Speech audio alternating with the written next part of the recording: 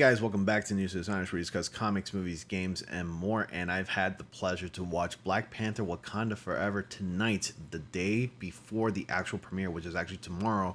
And I actually catch the 7 p.m. showing down at the local near theater, actually near me. And I had a pretty good time with this movie. I'm just gonna get into the review, but before we get started, be sure to like, subscribe, and click on the bell notification so y'all don't miss anything. I post videos here on the daily, and I live stream from time to time. Also, be sure to follow me on social media such as Instagram, Twitter, TikTok, and Twitch if you don't want to support me on YouTube as well, or you want to check out some different kinds of content that I upload on those social media platforms as well. But always definitely be sure to subscribe because it really helps out the channel. I upload videos about Marvel Spider-Man, mostly Marvel Spider-Man 2, since that's the game that we're hyping up here. And from time to time, I like to talk about MCU stuff, such as like what's going on in the Marvel movies and also DC as well. So if that stuff interests you in any way, then definitely be sure to subscribe. So Black Panther: Wakanda Forever, once again, is directed by Ryan Coogler and stars the same, pretty much like the same entire cast from like the last movie from the first one. And is this movie any good? Well, I gotta say, yes, this movie is pretty good. Honestly, if I have to give it a fair rating, I think a solid 8.5 out of 10 does the film justice, in my opinion. Clearly, the first movie is superior, along with the exception of like a few things, such as like the final battle in the first movie, where it kind of looked like a PS4, PS3 battle sequence. In my opinion, it didn't look that great, but the second movie did a good job, and that's all things considered. Like, you know, this movie went through an actual rewrite where initially the movie already had been completed with Chadwick Boseman's actual Black Panther included in the script. Now, we all know because of Chadwick Boseman's tragic death, unfortunately, he was not in the script at all. Neither was his character. It was nowhere to be found. Like, we do not see Chadwick Boseman in the film, with the exception of maybe some flashbacks from like the first film. That's not really a spoiler, but that's expected to happen in the film. Again, I'm not going to go through over like any kinds of details, but the movie's runtime is also clocking in at 2 hours and 44 minutes. And that time length for the movie is actually justified for a few reasons. One, it has some stories to tell with the inclusion of Riri Williams, Ironheart, who's in the film.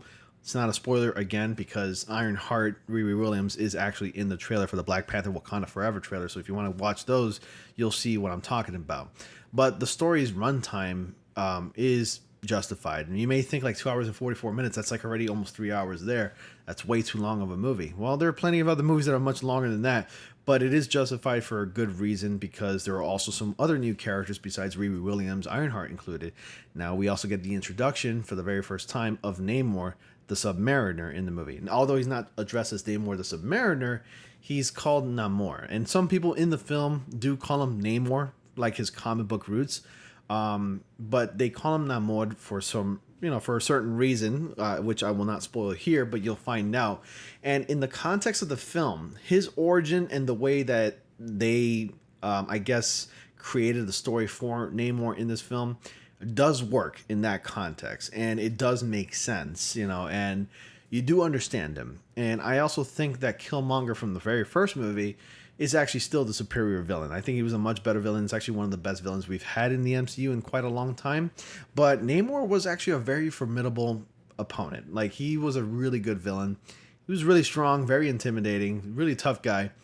And a lot of the people just, when Namor and like his people, the Talokan, were discovered, you see the fear in some people's eyes there in the movie.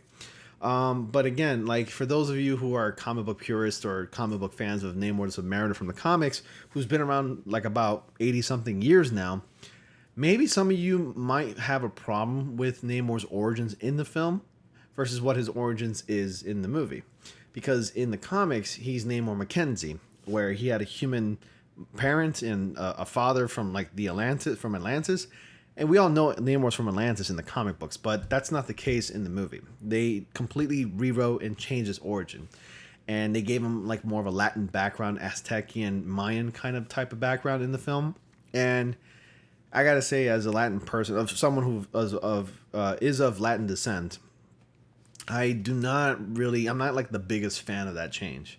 And I'm kind of surprised that a lot of people who reviewed this movie never spoke about that and never talked about how they felt about, Namor's change in the film. I mean, there were like maybe a few, like maybe one or two. I think the Cosmic Wonder briefly touched upon his background, but not a lot of reviewers who talked about this movie didn't talk about that and how they felt about Namor's change in the movie. But overall, like honestly, I'm not the biggest fan, but how he was played into the film totally worked. Now, obviously, going into this movie, one thing that's very apparent is the absence of Chadwick Boseman's T'Challa Black Panther. I'm not gonna spoil how he's gone, but obviously, he died. So that the actor's death does play into the character's part in the film. His death is also a big part of the movie. It was very emotional. Like the intro of the film is like really emotional, as was the outro of the film. And there were these moments of silence throughout the film when like I guess his memory is visited from like the beginning and then at the very end. And it was perfect. Like I gotta say, there was like no music, nothing like that, but it was perfect. I mean, it only makes sense how his flashbacks were shown. It really made sense, and I thought it was done perfectly. The cinematography was great. Ryan Coogler did a great job capturing what he wanted to do, and just hearing the story and the behind the scenes and everything that Ryan Coogler dealt with, trying to get Chadwick Boseman to read the initial script before they had to rewrite it before his death. Excuse me. It only made the movie better in my opinion, but I can only imagine like the toll it must have taken on Ryan Coogler, because not only was Chadwick Boseman an actor in the films, but he was also his friend, kind of like his brother. And you can tell that a lot of love and passion went into this, and they did this for Chadwick Boseman. This movie pays tribute to that. It is a love letter to Chadwick Boseman, and I think it's everything that Chadwick Boseman would have wanted. Now, and still, in my opinion, I still do firmly believe that he could have been replaced, but maybe I needed to watch that film to probably get a kind of a different perspective. And I do understand why they went with the direction that they did by picking an entirely new Black Panther. Again, I'm not going to spoil who the new Black Panther was, but I'm pretty sure you all can figure it out. But overall, this movie, I had a pretty good time. There were parts of the film that did drag based on the movie's runtime, and it makes sense. Especially the final bout at the end of the movie. It was well worth the wait, and I think it was a really good movie. It was a really solid movie. I enjoyed it overall. There were a couple of nuisance in the theater where I was sitting at. These guys were like so disruptive with their annoying coughing and stupid comments that they kept making throughout the movie. But aside from that, I really enjoyed it. And if I had to watch this movie again, I would definitely watch it. But I just wouldn't go a second time to go see it in the theaters. I would definitely wait for it to see it on Disney Plus, because it's really well worth it. So this movie does everything by paying tribute and respecting Chadwick Boseman, and of course respecting everybody that loved him as an actor and as a friend as well, and as well as a family relative. So definitely go check out Black Panther: Wakanda Forever. It is a good time. You don't want to miss it if you haven't had the chance already. Be sure to try to stay off the internet if you don't want to get spoiled, but I'm pretty sure people are going to be posting spoilers now. So anyways, guys, that's all for tonight. Thank you so much for watching. Everybody was fantastic in the film. I hope you guys get a chance to check it out. And as always, guys, be sure to like, comment, subscribe, and click on the bell notification so y'all don't miss anything. And as always, I'll see you all in the next comic panel.